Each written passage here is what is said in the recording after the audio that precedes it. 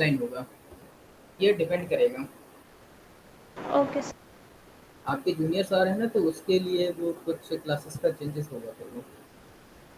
Okay.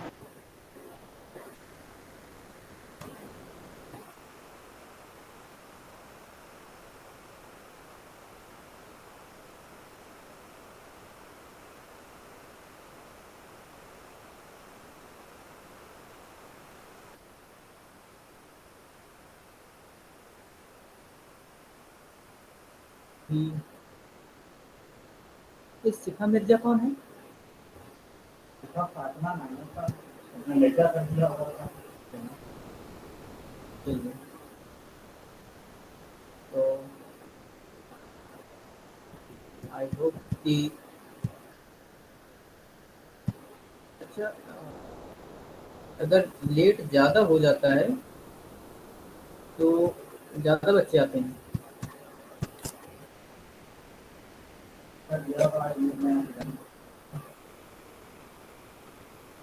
ये join मैंने करवाया, लोगों का हुआ नहीं, ऐसा क्यों? हाँ, आपका हो गया, शिफा का नहीं दिख रहा मुझे। शिफा ने भी ज्वाइन किया था।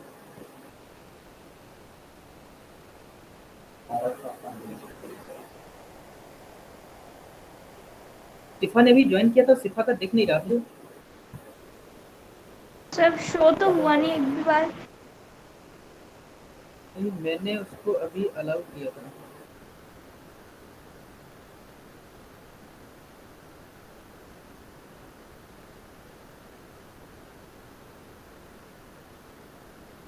चलिए, कोई बात नहीं।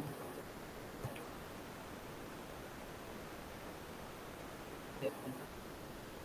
चलिए, तो पहले क्लास स्टार्ट कर लेते हैं, फिर जो लोग आते होंगे तो उनको हम बाद में एंट्री करते रहेंगे। तो अगर हम देखें तो हमने फर्स्ट यूनिट में काफ़ी कुछ हमने पढ़ लिया है, कंज्यूमर बिहेवियर क्या होता है।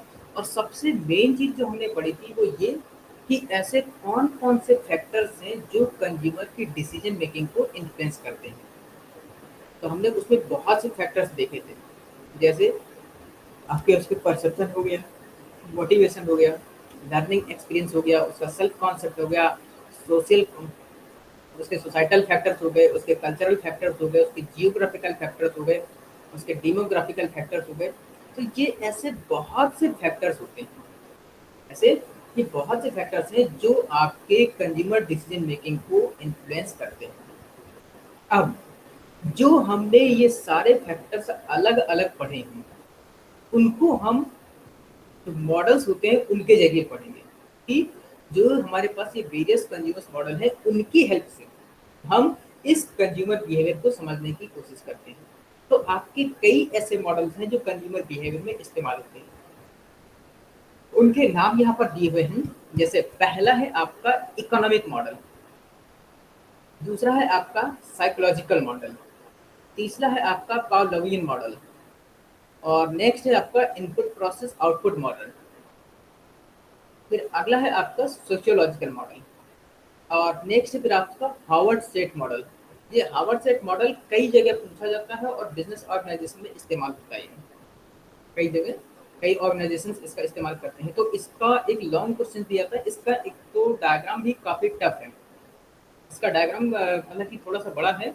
अगर आपको डायग्राम अच्छे से समझ में आ गया तो हार्वर्ड स्टेट मॉडल पूरी तरह से समझ में आ जाएगा। इनके सबके डायग्राम से, तो अगर वो डायग्राम समझ में आ गए तो फिर आपको लिखने में भी आसानी रहेगी। अगला है आपका एंगल ब्लैकवेल कोलर्ट मॉडल, और फिर इसके बाद model of family decision making. हमने जो फैक्टर्स बताए थे तो उसमें बताया था कि जो सोसाइटल फैक्टर और कल्चरल फैक्टर हैं, तो ऐसे ही आपका सोसाइटल फैक्टर में फैमिली भी ऐसी होती है। फैमिली एक ऐसा फैक्टर है जो कंज्यूमर के डिसीजन मेकिंग प्रोसेस को इन्फ्लुएंस करता है। इसके बाद है निकोशिया मॉडल, ये भी काफ़ी इंपॉर्टेंट है आपको। इसमें भी जो इमेज डायग्राम बनेगा वो भी अगर आपको याद हो तो आप इजीली इसको प्रेजेंट कर सकते हैं। इसके बाद है model of industrial buying behaviour. ये इंडस्ट्रियल बाइंग बिहेवियर का मॉडल है, और ये लगभग जैसे हमने कंज्यूमर डिसीजन मेकिंग प्रोसेस नहीं पढ़ी थी तो उसी से कुछ मिलता जुलता होगा। तो अब हम एक एक करके इन मॉडल्स के बारे में पढ़ेंगे। तो जो ज़्यादा इंपॉर्टेंट है जैसे Howard Sheth model, Engel Blackwell, Nicosia, तो इनको हम थोड़ा डिटेल में पढ़ेंगे। तो सबसे पहले हम देखते हैं इकोनॉमिक मॉडल, कि इकोनॉमिक मॉडल क्या होता है। तो इन this model consumers follow the principle of maximum utility based on the law of diminishing marginal utility. अगर आपने इकोनॉमिक्स पढ़ी हो तो उसमें दिया है law of diminishing marginal utility. Yes sir. तो ये उस पर बेस्ड है। तो अगर आपको पता हो तो क्या बता सकते हैं कि ये law of diminishing marginal utility क्या होता है? Yes sir. बताइए। Sir law of diminishing marginal utility कहता है कि जब हम किसी भी कमोडिटी की सेम यूनिट से कंजम्पशन करते जाते हैं तो वैसे वैसे उससे मिलने वाला हमारा सेटिस्फैक्शन धीरे धीरे कम होता जाता है। हाँ, एक्चुअली यही चीज है। The law of diminishing marginality states that all else equals as consumption increase, जैसे जैसे आपका कंजम्पशन बढ़ता जाएगा the marginal utility derived from each additional utility declines। अब जैसे एक हम इस तरह से इसको एग्जाम्पल समझते हैं कि मान लीजिए अभी आपने एक एप्पल खाया तो आपको ज़्यादा अच्छा लगेगा, ठीक। इसके बाद दूसरा एप्पल खाया तो फिर आपको थोड़ा हो सकता है कि और अच्छा लगे, लेकिन जैसे ही आपका एक कंजम्पशन लेवल सेटिस्फाइड हो जाएगा, आप चाहेंगे कि अब मुझे एप्पल नहीं चाहिए, तो उसके बाद जब आप एप्पल खाएंगे तो आपका सेटिस्फेक्शन लेवल डिक्रीज होने लगेगा। आप कहेंगे अरे बस करो अब नहीं चाहिए, तो आप थोड़ा सा लीजिए। तो जैसे जैसे फिर उसकी एक एक यूनिट और बढ़ाते जाएंगे तो उसकी जो मार्जिनल यूटिलिटी है वो आपकी डिक्लाइन होती जाएगी। तो the utility is in economic term use to represent satisfaction or happiness. में क्या होता है, हम जो इसको कस्टमर के सेटिस्फेक्शन के तौर पर इस्तेमाल करते हैं, और हम कंज्यूमर बिहेवियर में क्या पढ़ते हैं, कस्टमर सेटिस्फेक्शन, कि हम अपने कस्टमर को कैसे सेटिस्फाई करें। तो कभी कभी जब हम अपने प्रोडक्ट देते हैं तो हम देखते हैं कि जो हम उसमें फीचर्स दे रहे हैं, जो हम उसमें फीचर्स देख रहे हैं वो हमारे कस्टमर को कितना सेटिस्फाइड कर रहे हैं। तो अब जरा हम देखते हैं कि ऐसे कौन कौन से फैक्टर्स हैं जो हमारे इकोनॉमिक मॉडल में आते हैं। पहला, इसमें देख लीजिए, in this model consumers follow the principle of maximum utility based on the law of diminishing marginality. The consumer wants to spend the minimum amount for maximum his gains. आप समझ रहे इस चीज को, कि जैसे मैंने बताया कि जब आप मैक्सिमम सेटिस्फेक्शन एप्पल खाने से हो जाता है आपका, तो उसके बाद फिर आपका इंटरेस्ट उसमें खत्म होने लगता है। ऐसे ही मान लीजिए मैं अभी आपको कोई एक बहुत चीज अच्छी लगती है, आपको कोई एक बहुत चीज अच्छी लगती है, जैसे हम एप्पल की भी बात कर रहे थे, तो एक एप्पल अभी आपको मिल रहा है 2 रुपए का, ठीक। हमने 2 रुपए के बाद फिर उसको कर दिया 4 रुपए का, हमने 4 का किया, 4 का करने के बाद हमने उसको फिर 6 का किया, 6 का करने के बाद हमने 8 का किया। तो अब जैसे जैसे उसका प्राइस बढ़ रहा है, जैसे जैसे हमारे उस प्रोडक्ट का प्राइस बढ़ रहा है, तो हम ये देखेंगे कि आपका इंटरेस्ट भी उसमें कम होता चला जाएगा। क्यों, ऐसा ही है ना। अगर आपको कोई चीज पहले 2 रुपए की मिल रही थी, फिर 4 की मिलेगी, तो पहले जहां आप एक लेते थे अब हो सकता है आधा लें। अब वही चीज हम 6 की ले देंगे तो फिर उसकी क्वांटिटी और कम हो जाएगी। अगर हम 8 की देंगे फिर 10 की देंगे, तो वो क्या है कि जैसे जैसे हम प्राइस को इंक्रीज करते जाएंगे तो आपका इम्पैक्ट उसमें और कम होता चला जाएगा, आपका इन्फ्लुएंस उसमें कम होता चला जाएगा। तो हमने मार्जिनल यूटिलिटी में क्या यही पढ़ा, तो यही तो पढ़ा है कि जैसे जैसे हम कंजम्पशन ऑफ यूनिट्स बढ़ाते जाते हैं, इकोनॉमिक मॉडल हमें ये कहता है कि उसकी मार्जिनल ऑफ यूटिलिटी डिक्लाइन होती जाती है, ठीक। तो इसका प्राइस इफेक्ट देखिए, lesser the price of the product more will be the quantity purchase.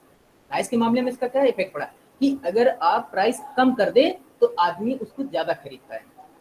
जैसे हम क्या प्राइस एंड डिमांड पढ़ते हैं ना, प्राइस अगर कम हुई तो डिमांड आपकी बढ़ गई, अगर आपकी प्राइस ज्यादा हो गई तो डिमांड आपकी कम हो गई, ठीक। तो 22 वर्ष चलता है। तो यहाँ पर प्राइस के इकोनॉमिक्स में हम ये पढ़ते हैं कि प्राइस और डिमांड अपोजिट डायरेक्शन में चलते हैं, एक दूसरे के बीच क्रमानुपाती होते हैं, इनवर्सली प्रोपोर्शनल। तो प्राइस इफेक्ट क्या कहता है कि अगर आपकी प्रोडक्ट की प्राइस कम होगी तो लोग उसको परचेज ज्यादा करेंगे। इसका एग्जाम्पल ऐसे देखिए कि मान लीजिए अगर आप एप्पल लाने जाते हैं, अगर 100 रुपए का किलो है तो 1 किलो खरीदेंगे। अब अगर आपको चला कि 20 रुपए किलो है तो हो सकता है फिर आप 2 किलो खरीद लें या 3 किलो खरीद लें। क्यों, क्योंकि उसका प्राइस डाउन हो गया। तो जैसे ही आपका प्राइस डाउन होगा तो आपकी जो परचेजिंग क्वांटिटी है वो आपकी बढ़ जाएगी। सीधी सी बात है, आपकी जो परचेजिंग पावर है वो बढ़ जाएगी। वैल्यू ऑफ आपकी मनी बढ़ी तो क्या होगा, आपकी परचेजिंग पावर बढ़ेगी, तो आप ज़्यादा क्वांटिटी में खरीद लेंगे। द नेक्स्ट है सब्सटीट्यूशन इफेक्ट।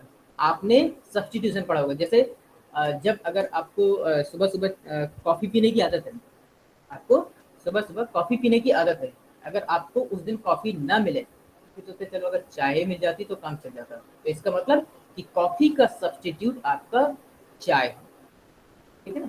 जैसे अगर आप मान लीजिए पिज्जा खाने का मन है और पिज्जा नहीं मिला तो आप उसका जो बर्गर खा करके काम चला लें, तो आपने उसको सब्सटीट्यूट कर दिया बर्गर से। तो अब देखिए, अगर lesser the price of the substitute, जो आपके सब्सटीट्यूट से उनका प्राइस अगर कम हो जाता है, तो laser will be the utility of the original product. जो आपका ओरिजिनल प्रोडक्ट है उसकी क्वांटिटी भी आप कम खरीदते हैं। जैसे एग्जाम्पल के तौर पर देखिए, अगर कॉफी की कीमत में आपकी वृद्धि हुई, सॉरी कॉफी की कीमत में आपकी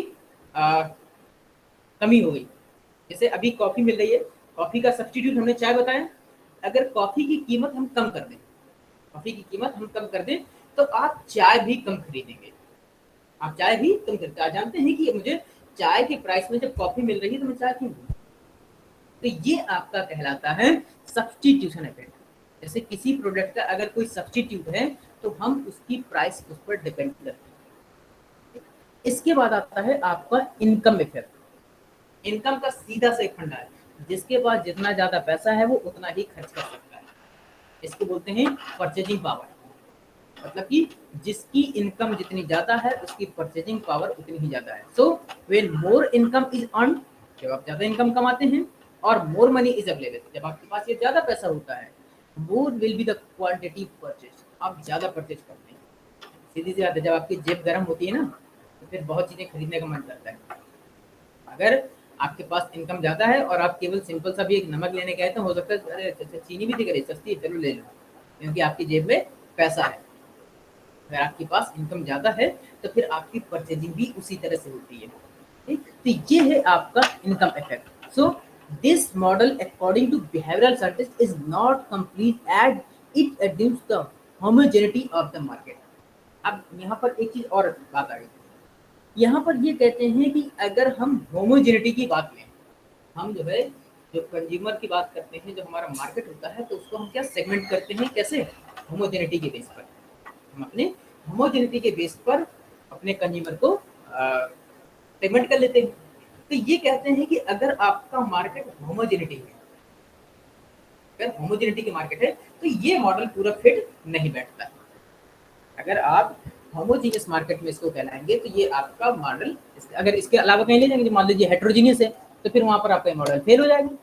क्योंकि यहाँ पर ये तो प्राइस इफेक्ट वाला लीजिए, या तो सब्सटीट्यूशन इफेक्ट वाला लीजिए, या इनकम इफेक्ट वाला लीजिए। अगर इसके अलावा हेट्रोजीनियस मार्केट में जाएंगे तो वहाँ आपका मॉडल ये नहीं काम करेगा। तो similarly a buyer behaviour and concentrates only on the product or price. It ignores all the other aspects such as perception, motivations, learning, attitude, personality and socio-cultural factors. तो आपको लगता है कि क्या ये वाकई में होता है? जो हमारा बायर बिहेवियर है वो क्या कहता है कि हम जो अपने मार्केटिंग हमारी यही कहती है कि जो हमारा मार्केट है हम अपने कस्टमर के अकॉर्डिंग उसको टारगेट करते हैं। लेकिन जो ये मॉडल है उसने कंज्यूमर डिसीजन मेकिंग के बहुत से ऐसे फैक्टर्स हैं जिनको इसने इग्नोर कर दिया, जो कि हमने पीछे पड़े हैं। जैसे आपकी family, societal societal factor, cultural factor, demographic factor. अब डेमोग्राफिक फैक्टर में भी ढेर सारे आते हैं, जैसे आपका एज, जेंडर, इनकम। इनकम तो इसमें आ गया, इनकम छोड़ दीजिए, एजुकेशन। तो ऐसे बहुत से फैक्टर्स हैं जिनको इसने इग्नोर किया। इसके अलावा मैंने आपको कुछ इंटरपर्सनल फैक्टर भी बताए थे, मतलब कि जो आपके इंडिविजुअल्स के पर्सनल फैक्टर्स होते हैं, those are perceptions, motivations, learning, attitudes, personality etcetera. So इस मॉडल में इन सभी फैक्टर्स को इग्नोर किया गया है। तो it is important to have a multidisciplinary approach as human being are complex entities and are influenced by external and internal factors. So discuss तो thus price is not the only factor influencing decision making and the economic model according to scientists have shortcomings. अब जैसे economic model आपका क्या है, केवल कीमत के base पर है ये चल रहा है। अकॉर्डिंग इकोनॉमिक मॉडल है आपका कीमत क्या, अगर आपकी प्राइस कम हुई तो ज़्यादा क्वांटिटी परचेज होगी, अगर उसके सब्स्टिट्यूट की प्राइस कम हुई तब आपकी उसकी प्राइस वो परचेज कर सकते हैं, या तो फिर आपकी इनकम ज़्यादा। मतलब कि हर चीज़ में इन्होंने इकोनॉमिक फैक्टर प्राइस को लिया, इन्होंने प्राइस को सबसे ज़्यादा कंसीडर किया है कि अगर आपको परचेजिंग पावर बढ़ानी है तो आप प्राइस पर ज़्यादा ध्यान दीजिए। लेकिन क्या वाकई में ऐसा होता है कि क्या आपकी जो डिमांड है या परचेजिंग पावर है केवल प्राइस पर ही डिपेंड करती है? ऐसा नहीं, क्योंकि हमने बताया था। अब अच्छा एक चीज़ बताइए, हम जैसे आपको बात करते हैं कि आपको एक कुर्ता पजामा है, ठीक, और वो आपकी बॉडी के फिटिंग के हिसाब से बहुत छोटा पड़ रहा है, वो लेना है और बॉडी की आपकी पर्सनालिटी के हिसाब से बहुत छोटा है, आपको सूट नहीं कर रहा, लेकिन दुकानदार कहता है कि प्राइस हम जो है ऐसा करिए कि आपकी फिट नहीं हो रहा, तो हम इसको 200 का हम आपको 50 में दे रहे हैं। हमने उससे 1/4 प्राइस कर दी, क्या आप खरीदेंगे? नहीं, नो, नहीं, because that is not suitable for us. सीधी सी बात है, वो आपके लिए सुटेबल ही नहीं है। तो यहाँ पर प्राइस की बात है, यहाँ पर जो प्राइस है वो कम है, लेकिन फिर भी चूंकि आपकी पर्सनालिटी को वो सूट नहीं कर रहा है, आपका परसेप्शन, आप उसके लिए मोटिवेट नहीं हो रहा है परचेज करने के लिए, तो इसका मतलब कि वो फैक्टर आपको कंसीडर नहीं किया गया। जबकि हमारा इकोनॉमिक मॉडल यही कहता है कि आप तभी परचेज करते हैं ज़्यादा जबकि आपके प्राइसेस में इन्फ्लुएंस है, मतलब कि आपकी इनकम प्राइस या आपके प्रोडक्ट में जो सब्सिट्यूट है उनकी प्राइस कम होती है। लेकिन जो हम अभी एग्जांपल डिस्कशन किया उस केस में ऐसा नहीं। तो इस मॉडल में जो हमारे interpersonal factor, perception, motivation, learning, personality, इन सबको इग्नोर किया, साथ ही आपके societal factor, cultural factor, demographic factor, income को छोड़ करके एजुकेशन, एज, जेंडर, इन सबको भी इग्नोर किया गया। तो ये मॉडल हमारे लिए कहते हैं कि उतना सुटेबल नहीं हुआ। अब आगे चलते हैं साइकोलॉजिकल मॉडल। साइकोलॉजिकल मॉडल के लिए अभी हमने शायद कल ही है वो मैस्लो की हायरार्की नीड पढ़ी थी, मैस्लो की हायरार्की नीड कल ही तो पढ़ी हमने। तो उसमें हमने 5 तरह की नीड बताई थी, हमने 5 तरह की नीड बताई थी। पहली साइकोलॉजिकल या बेसिक नीड्स, दूसरी सेफ्टी एंड सिक्योरिटी नीड्स, तीसरी सोशल या बिलोंगिंग नीड्स, नेक्स्ट है उसकी एगोइस्टिक या एस्टीम नीड्स, और लास्ट है आपका सेल्फ एक्चुअलाइजेशन। ये है आपका सेल्फ एक्चुअलाइजेशन है। तो जो साइकोलॉजिकल मॉडल है वो आपका इन्हीं नीड्स के, जो पर्सन की साइकोलॉजिकल जरूरतमंद होती है, रिक्वायरमेंट होती है, उसके अकॉर्डिंग बनाया गया है। तो psychologists have been investigating the cause which lead to purchase and decision making. This has been answered by A.H. Maslow in his hierarchy of needs. इनको जो है तो एडम ह्यूम मास्लो, इस तरह से इनका नाम था। तो उन्होंने एक पिरामिड डिजाइन किया था, जिसको हम लोग कहते हैं मैस्लो की हायरार्की नीड्स ऑफ मैस्लो या मैस्लोज हायरार्की ऑफ नीड्स, इस तरह से हम इसको बोलते हैं। इन्होंने उसमें 5 तरह की नीड बताई। सबसे पहले the behaviour of an individual eight a particular time is determined by his strongest need at that time. अब जैसे अगर आप कॉलेज में आते हैं, मार्केट में जाते हैं, तो उस समय कॉलेज में आपकी सबसे जरूरी चीज क्या है, उसी के अकॉर्डिंग आपका बिहेवियर होता है, ठीक है। जैसे आप जानते हैं कि कॉलेज में आते हैं, आप एजुकेशन के लिए आते हैं, तो आप यहाँ वेल मैनर्ड रहते हैं। जब मार्केट में सब आप कोई परचेजिंग करने जाते हैं, तो आप वहाँ एज ए बार्गेनिंग के तौर पर होता है, तो आप वहाँ पर एक बायर की तरह काम करते हैं, ठीक।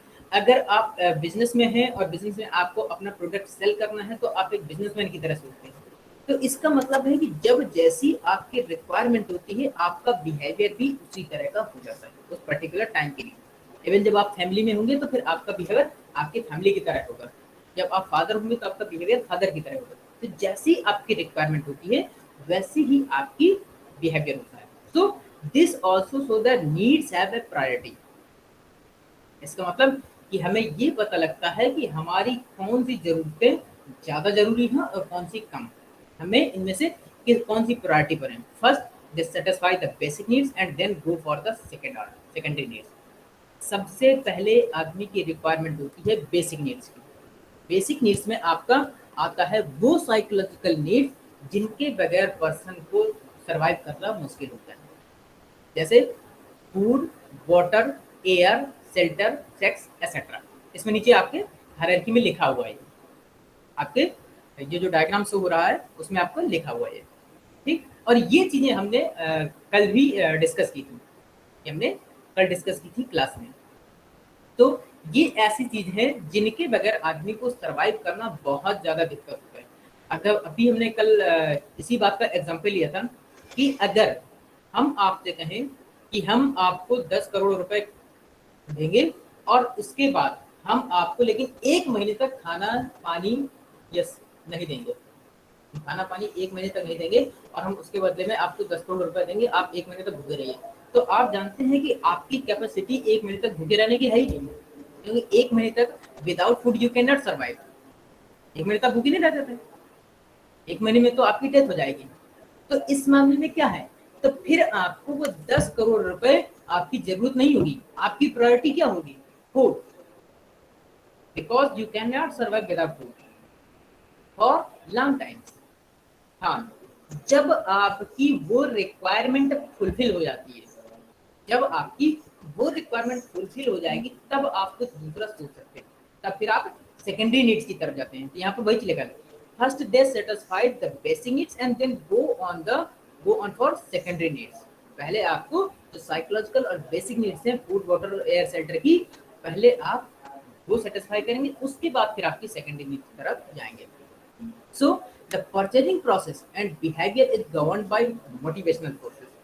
Motivational forces का मतलब होते हैं those drives which impels to the customer to purchase any object or product.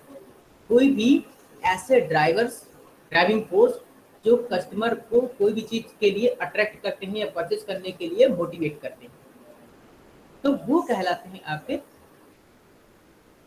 Motivational forces. So motivation stimulates people into action. जो मोटिवेशन होता है वो क्या करता है, आपको एक्शन के लिए एम्प्लाइड करता है। आपको जैसे अभी अगर आपको भूख लगी है तो यहाँ पर हंगर इज योर मोटिवेशन, आपका ड्राइविंग फोर्स है हंगर। अब वो किस चीज के लिए आपको मोटिवेट कर रहा है, फूड के लिए, कि आप now you have to take food. जो आपकी हंगर है वो आपका एक ऐसा मोटिवेशनल स्टिमुलस है जो आपको फूड के लिए मोटिवेट कर रहा है, ठीक। तो motivation start with need. Motivation जो स्टार्ट होता है वो आपकी रिक्वायरमेंट से चालू होता है।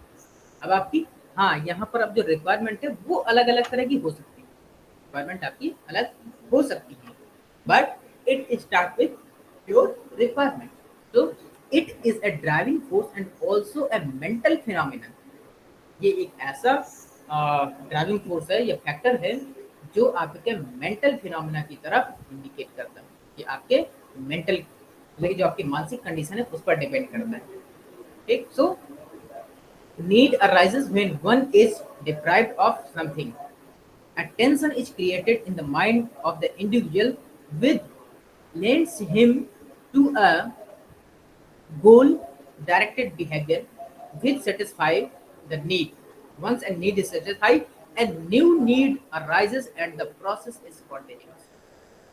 कहते हैं कि जैसे ही आपकी एक चीज की रिक्वायरमेंट फुलफिल हो जाती है तब फिर आप दूसरी चीज की ओर जाते हैं। जब आपकी, जैसे हाँ एक चीज और होता है, जब कभी अगर आप कुछ सोच रहे हैं, जैसे अगर आप कुछ सोच रहे हैं तो आपका ध्यान उस तरफ नहीं जाता है, फिर आपका ध्यान उस तरफ नहीं जाता है, ठीक। तो इसी चीज को अट्रैक्ट करने के लिए, आपको मोटिवेट करने के लिए और आपकी नीड को जनरेट करने के लिए मार्केटर एडवर्टीजमेंट या कुछ इंफॉर्मेशन या कुछ पब्लिसिटी या प्रमोशन इस तरह की एक्टिविटी करते हैं ताकि आप उनके प्रोडक्ट की तरफ देखें और वो आपके रिक्वायरमेंट में इंक्लूड हो। ठीक, तो ये है आपकी नीड। अब इसमें जो आपकी नीड्स दी हैं, जैसे जब आपकी प्राइमरी नीड्स मान लीजिए जैसे साइकोलॉजिकल नीड्स या प्राइमरी नीड्स या basic needs food water air shelter की, जब ये आपकी पूरी हो जाती तब आप जाते हैं क्या सेफ्टी नीड की ओर। सेफ्टी नीड में क्या है, आप अपनी फिजिकल बॉडी की सेफ्टी के लिए, जैसे आपको धूप लगती है अब आपको कपड़े चाहिए, आपको ठंड लगती है आपको वूलन कपड़े चाहिए, फायर चाहिए, आग चाहिए, तो आप चाहते हैं कि आपकी बॉडी सेफ रहे। Then you need belongings, lovings and your relationships. जब आपकी ये दोनों नीड फुलफिल हो जाएंगी तब आपको रिलेशनशिप चाहिए, आपको बिलोंगिंग्स चाहिए, आपको लविंग्स चाहिए। तो फिर आपके मम्मी डैडी भाई बहन फ्रेंड्स सिस्टर वाइफ हस्बैंड इस तरह के रिलेशनशिप ये जनरेट होते हैं जब आपकी ये रिक्वायरमेंट फिल करें। आप बचपन से देखिए कि जब आप बच्चे होते हैं तब आप किसी को नहीं जानते हैं, तो उस समय केवल आपकी कुछ ही रिक्वायरमेंट होती है, फूडिंग की मिली, क्योंकि आप जानते हैं उसके बगैर नहीं रह पाएंगे। लेकिन जैसे जैसे बड़े होते जाते हैं, जैसे जैसे बड़े होते हैं तो फिर आपको लगता है कि आपके पास अच्छे कपड़े होने चाहिए आपकी बॉडी को। आप जैसे क्या होता है कि वो शेर है जंगल में, वो दिक्कत करेगा, धूप में मत जाओ, आपकी बॉडी में ये बीमारी हो जाएगी इस तरह से, तो आप अपनी बॉडी को सेफ रखने के लिए काफ़ी कुछ करते हैं। उस समय चूंकि अगर आपकी नॉलेज नहीं है तो आपके जो गार्जियन से पेरेंट्स होते हैं वो आपकी उस रिक्वायरमेंट को फुलफिल करते हैं। फिर आप में जब और समझ आती है तो फिर आपको belongings, after that your esteem needs. Esteem needs से आपका आता है जैसे प्रेस्टीज, आपका सोसाइटी में स्टेटस क्या है, आप कितने सक्सेस हैं, आपकी आत्मसम्मान कितना है, आपका वैल्यू कितना है। अब जैसे आपकी सोसाइटी में स्टेटस की बात करें तो अगर किसी के पास बाइक है तो आप चाहते हैं कि आपके पास कार होनी चाहिए ताकि आप सोसाइटी में या जैसे लीडर बनना चाहेंगे। ठीक, तो ये आपकी सेल्फ एक्चुअलाइजेशन की जब आपको ये सारी चीज़ें मिल जाती हैं तब फिर आप चाहते हैं कि आपका नेम हो, फेम हो, आप ज़्यादा फेमस हो, तो इस तरह की नीड कहलाती है आपकी self fulfilment, that is self actualisation. तो ये कहलाता है आपका साइकोलॉजिकल मॉडल जो मार्केटर इस्तेमाल करते हैं कंज्यूमर बिहेवियर के एनालिसिस में। कैसे कि उनको ये पता करना होता है कि आपकी रिक्वायरमेंट क्या है और उस रिक्वायरमेंट के अकॉर्डिंग वो आपको प्रोडक्ट अवेलेबल कराएंगे। तो एक तरह से देखा जाए तो बहुत सी चीज़ें कभी कभी ऐसी होती हैं जो आपकी ज़रूरत की नहीं होती, मार्केटर आपकी जो थिंकिंग और आपकी पर्सनालिटी है उसके अकॉर्डिंग वो रिक्वायरमेंट जनरेट करता है। ये रिक्वायरमेंट कभी कभी जनरेट की जाती है। ठीक, तो ये है आपका साइकोलॉजिकल मॉडल। तीसरा पढ़ते हैं, नेक्स्ट मॉडल है that is Pavlovian model. Actually Ivan Pavlov एक जो है सोशल साइंटिस्ट थे, रशियन साइकोलॉजिस्ट। उनके पास शायद एक चूहा था, हाँ चूहा था। उन्होंने एक एक्सपेरिमेंट किया था और वो था लर्निंग पर। इवान पावलो ने एक एक्सपेरिमेंट किया था लर्निंग पर। तो इसमें अगर हम बात करें तो इसमें वो एक्सपेरिमेंट नहीं दिया है, लेकिन मैं पहले अगर वो एक्सपेरिमेंट हम पढ़ जान लेंगे तो मेरे ख्याल से आई थिंक कि आपको ये लॉ ज़्यादा समझ में आ जाएगा कि रियलिटी में ये है क्या है।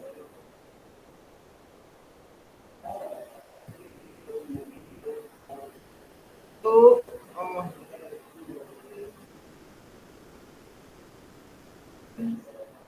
जैसे हमारे पास है कि हम कोई चीज सीखते हैं, जो जो सीखते हैं, सीखने के लिए हमारे पास कुछ ड्राइवर्स काम करते हैं, कुछ ड्राइवर्स काम करते हैं।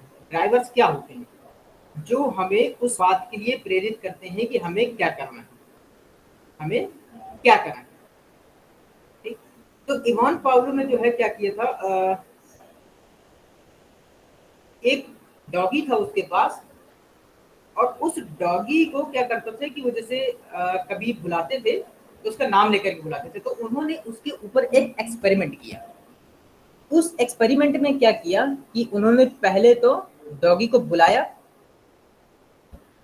तो ऐसे मान लीजिए कि सुना आया, अब उन्होंने क्या किया कि जैसे फिर कभी दूर से बुलाया या कोई एक ऐसा सिंबल दिया, सिंबल के तौर पर मान लीजिए कि हमने पहले बुलाते थे तो आ जाता था, अब क्या करते हैं कि उन्होंने एक घंटी बजाई, उन्होंने एक घंटी बजाई, घंटी बजाने के बाद कुत्ता नहीं आया, कुत्ता नहीं आया, ठीक, डॉगी नहीं आया। इसके बाद उन्होंने क्या किया कि दो तीन तीन दिन 4 दिन ऐसे किया, घंटी बजाई, कुत्ता नहीं आता था। फिर वो क्या किया कि उस कुत्ते के पास जाकर के घंटी बजाई और उसको खाना दिया, उसको खाना दिया। इसके बाद फिर अगले दिन घंटी बजाई, कुत्ता आया, उसको फिर खाना दिया। इसके बाद फिर अगले दिन घंटी बजाई, फिर कुत्ता आया, फिर खाना दिया। तो इस तरह से अब जब भी घंटी वो बजाते थे, अब वो जब भी घंटी बजाते थे तो वो डॉगी आ जाता था, कुत्ता उनके पास आ जाता था। अब कुत्ते के दिमाग में क्या बैठ गया, अब उस डॉगी के दिमाग में ये बैठ गया, उसने क्या सीखा कि जब भी ये साउंड होगा तो मुझे फूड मिलेगा। कुत्ते के दिमाग में ये साउंड रिपीट प्रिंसिपल बैठ गया कि अगर मुझे घंटी बजाई जाएगी तो इसका मतलब कि मेरे लिए खाने का सिंबल है। अब मान लो कि हम घंटी बजाते हैं तब भी कुत्ता जो तुम खाना नहीं देते, लेकिन जब भी हम घंटी बजाएंगे कुत्ता को आ जाता है। तो यहाँ पर जो घंटी है, जो यहाँ पर घंटी, अब यहाँ पर अगर हम स्टिमुलस की बात करें, हम स्टिमुलस की बात करें, अब जब हम जैसे घंटी बजाते हैं कुत्ता आया तुरंत अपना लार बहाना चालू कर देगा, कुत्ता आया और लार बहाना चालू कर देगा। क्यों? एक तो उसको उम्मीद है कि अब घंटी बजी है मुझे खाना मिलेगा, तुरंत जीभ निकालेगा और वो करने लगेगा। सो अब चलिए, तो ये तो उन्होंने एक्सपेरिमेंट किया था, ये उन्होंने एक्सपेरिमेंट किया था। तो इसको थोड़ा हम देख लेते हैं। He experimented on a dog and observed how it responded on the call of a bell and presenting it with a piece of meat. जब वो बेल बजाते थे और उसको एक मीट का टुकड़ा देते थे। So the response were measured by the amount of saliva secreted by the dog. अब वो क्या करते थे कि इसके बेवज में वो देखते थे, वो नापते थे कि उसने कितनी लार बहाई है, समझ रहे हैं? So learning is defined as the changes in behavior which occur by practice and based on previous experience. So this is important to marketers as well. ये marketers के लिए उतना ही important है। जैसे आपने जियो का एक एग्जाम्पल देखा, जियो ने पहले फ्री में बांट दिया, फ्री में बांट दिया, लालच दिया, एक मीट का टुकड़ा दिखाया, अब देखिए वो आता है तो अब इसके आप जो है इस समय उसका मार्केट शेयर 36%, मतलब कि नंबर 1 पर इस समय ऑल ओवर इंडिया से जियो चल रहा है। ये क्या है आपका, ये जो थ्योरी है उसका कैसे इस्तेमाल होता है मार्केटिंग में, ये देखें आप लोग कैसे इसका इस्तेमाल करते हैं। So the learning process consist of the following factors. अब इसमें क्या क्या फैक्टर्स निकल के आते हैं जो ये डॉगी वाला एक्सपेरिमेंट हुआ है। पहला, drive, this is a strong internal stimuli. ये क्या है, जो हमारे अंदर से हमको मोटिवेट करता है, स्ट्रॉन्ग इंटरनल स्टिमुलाई, ये हमारे अंदर से जो हमको मोटिवेट करता है। तो अब हमको, जैसे वहां पर डॉगी था, डॉगी को क्या मोटिवेट करता था वहां, फूड, जो इंटरनल है उसकी हंगर, उसको फूड जो है उसको करती थी। So because of the drive a person is stimulated to action to fulfil his Dzire.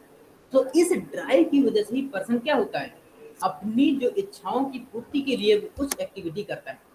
अब जैसे आप जो कमाते हैं वो किस लिए करते हैं, वो इस वजह से करते हैं ताकि आपकी जो इच्छाएं हैं वो पूरी कर सके।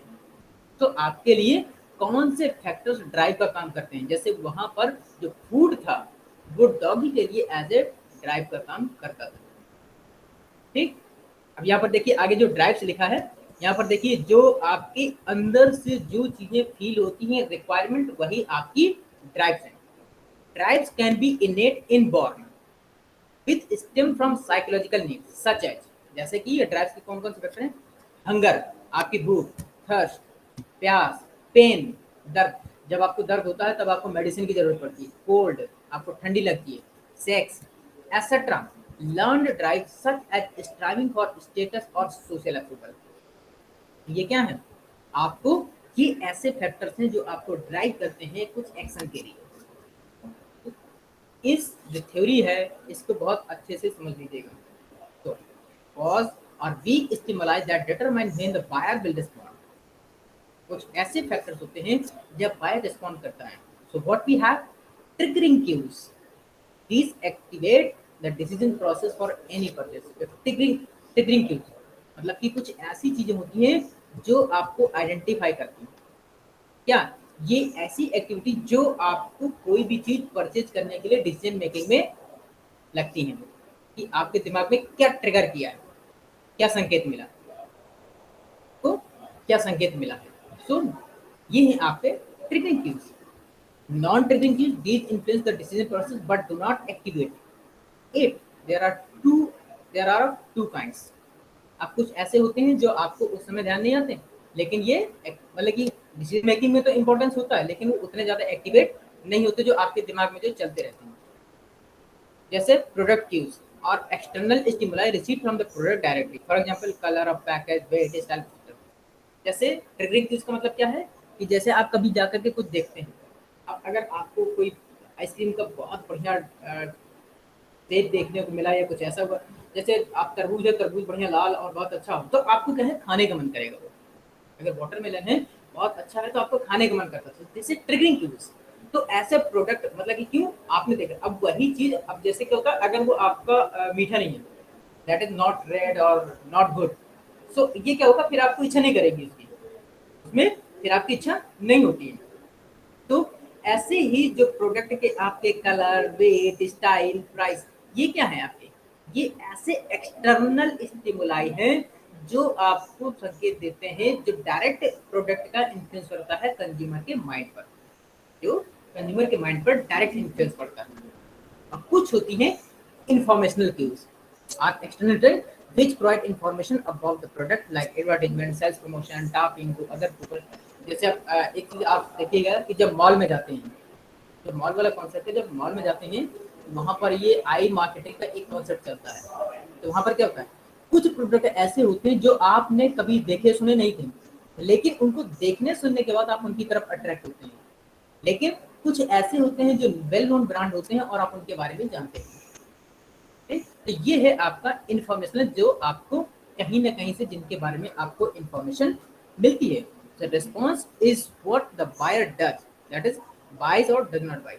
तो अब जैसे ये ट्रिगर कीज होते हैं तो इसके अकॉर्डिंग ही बायर फिर अपना क्या बिहेव करता है, या तो फिर उसके माल में अगर पॉजिटिव आया तो खरीद लेगा, अगर नेगेटिव आया तो फिर उसको नहीं खरीदेगा। मतलब कि उसका बिहेवियर उसके रिस्पेक्ट में कुछ ना कुछ रहेगा, आइदर पॉजिटिव और नेगेटिव। तो ये हो गया आपका ड्राइव्स। इसके बाद आते हैं रीइंफोर्समेंट। Reinforcement है that's when a person has a need to buy, say clothing, and passes by a showroom and is attracted by the display of clothing, their color and style, which acts as a stimulus, and he makes a purchase. He uses it, and if he likes it, an enforcement takes place, and he is happy and satisfied with the purchase. He recommends it to his friends as well, and visits the same shop again. Learning part thus is an important part of buyer behavior, and the marketeer tries to create a good image of the product in the mind of the consumer for repeat purchase through learning। अब इसमें क्या है कि मान लीजिए एक हम person की बात करते हैं, किसी एक पर्सन को कुछ जरूरत है, मान लीजिए कपड़े, ठीक, आप कपड़े खरीदने के लिए जाते हैं, आप क्या है एक पास के शोरूम में गए, एक किसी शोरूम में गए।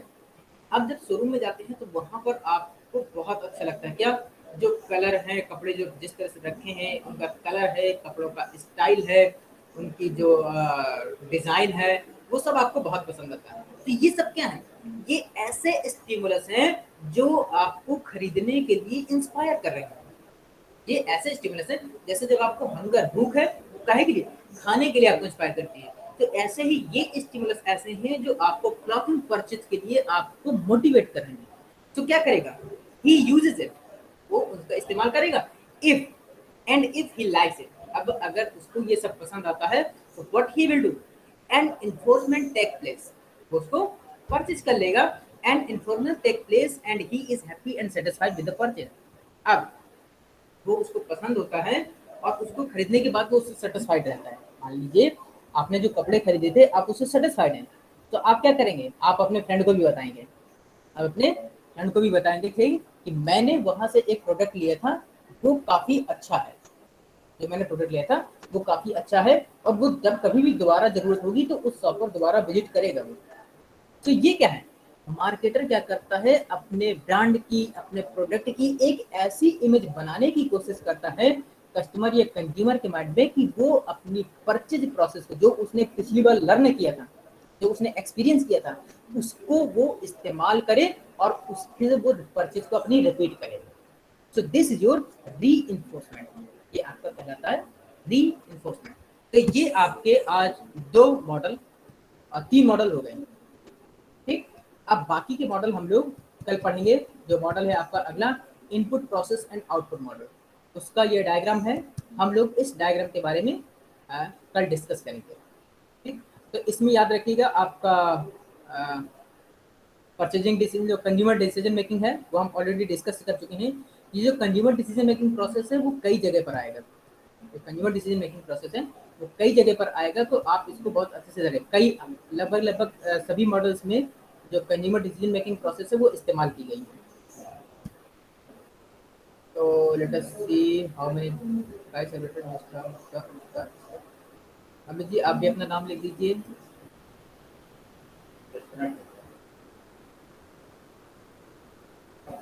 तो अब अगर यहाँ तक किसी की कोई क्वेरी हो तो पूछ लीजिए, और जिन लोगों ने अपना नाम न लिखा हो वो अपना नाम लिख दीजिए प्लीज।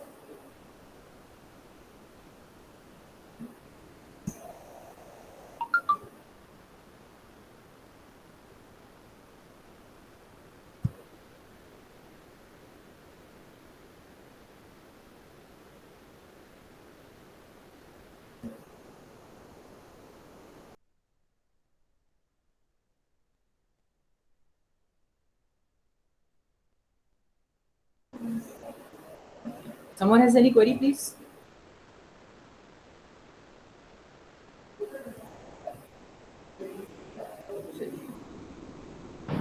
No sir. चलिए, okay. So thank you to all of you and